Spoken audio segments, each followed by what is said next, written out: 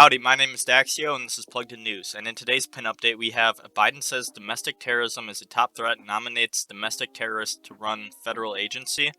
And for the next story, we have just trying to hang on, Oregon wildfires on torrid pace, firefighter shortages possible. And for the last story, we have a BLM activist accused of diddling 62 kids returns to school board despite ongoing investigation. Let's get right into that. Alright, and for the first story today, this comes from thefederalist.com from Sean Page.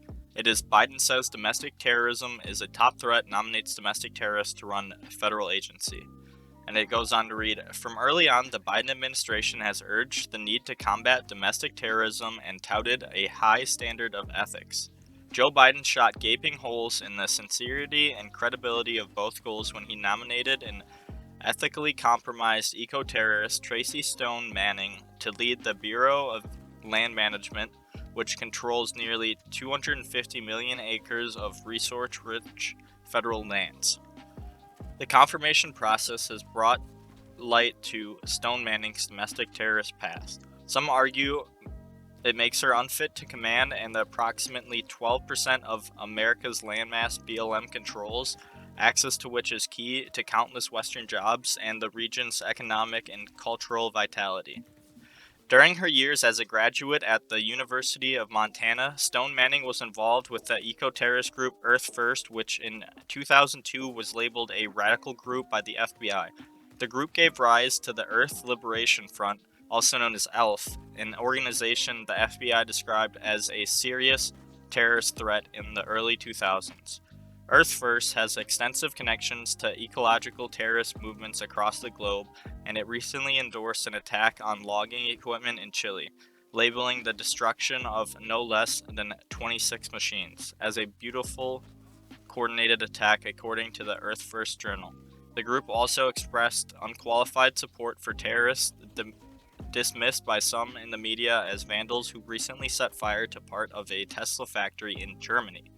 Closer to home, ELF was responsible for the 1998 arson attacks on ski buildings and equipment in Vail, Colorado.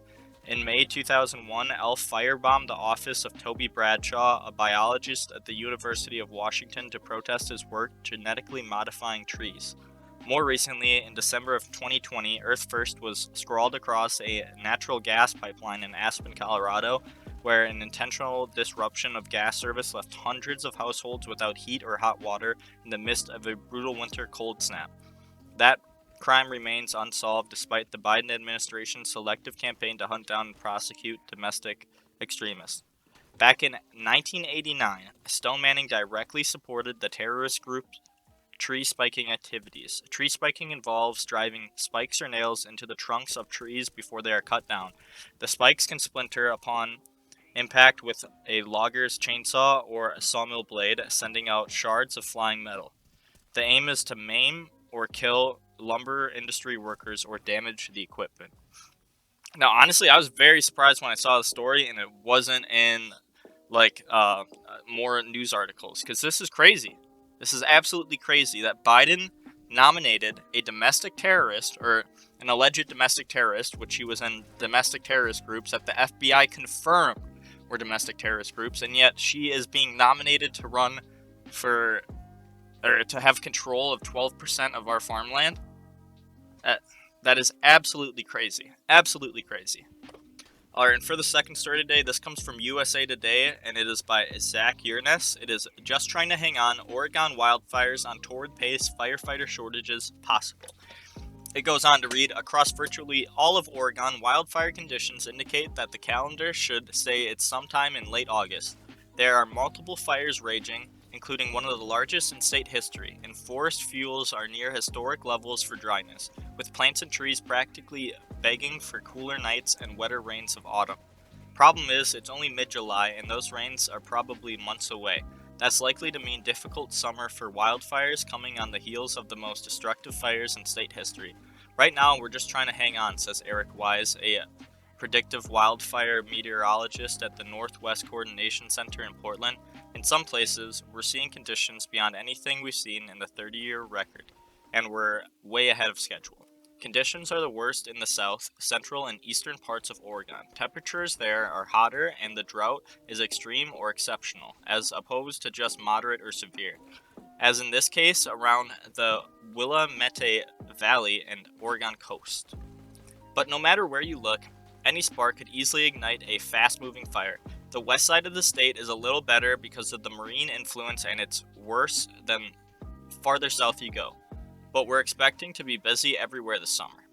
Currently, Oregon has burned 260,000 acres, believed to be the second most recorded history for the state. Similar, only than the long draw fire in 2013 that burned more than 500,000 acres of mostly grassland in southeastern Oregon. This year's infernos have been more impactful. Southern Oregon's bootleg fire, the largest fire in the United States, has torched 227,000 acres of grass and timberland and shows no sign of letting up at all while it degrades air quality, burns homes, and uproots lives. In addition, wildfires have closed highways in the north Umpqua Canyon and brought evacuations multiple times in central Oregon. And I will post a video right now so you guys can see kind of what that looks like. It's crazy.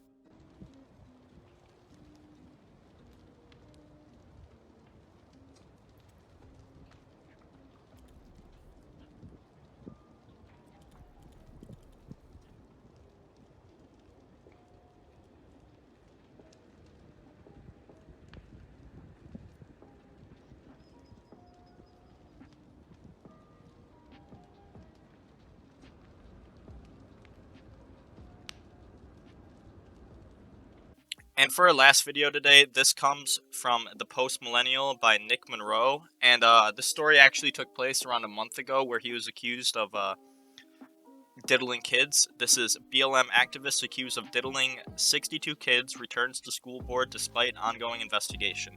It goes on to read, Black Lives Matter activist Tay Anderson is returning to work at the Denver School Board after stepping down a few months ago amid accusations he diddled over 60 undocumented students.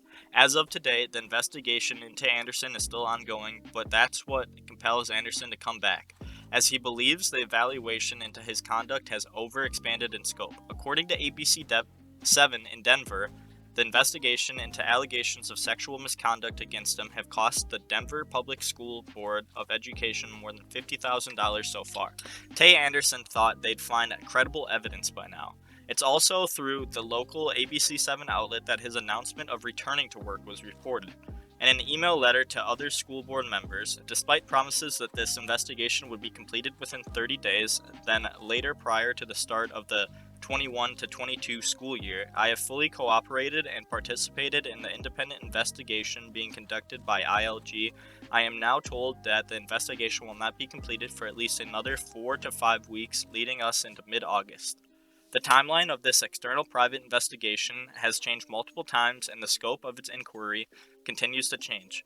Although I remain committed to engaging in a transparent and fair process, I can no longer wait for this process to conclude to initiate my return to serving the families of the Denver Public Schools. Back in March, Black Lives Matter groups BLM 5280 alongside Never Again Colorado had first reported the allegations. Then, on May 25th, the claim that Tay Anderson diddled over 60 undocumented students was made in a public testimony to Colorado's state legislature.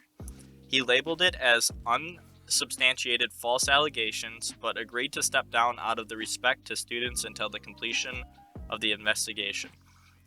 In response to today's announcement from Anderson, the school board responded by saying it's not their place to shut down the investigation early before all evidence is examined. One of the reasons the board launched this investigation was because, consistent with our values, we believed a young black man deserved due process and a fair evaluation of anonymous allegations that were made on social media. We hired independent, neutral, and trained investigators to review these claims. And as of right now, we can't say anything on the situation because they're all allegations, but until it comes out, that's it. Alright, and thank you guys so much for watching today's video. If you did enjoy, drop a like, drop a sub down below, share this with people you know, maybe. And drop a comment, let me know how I'm doing, let me know what I can do to improve, and don't forget to stay plugged in and updated. Peace out, boys.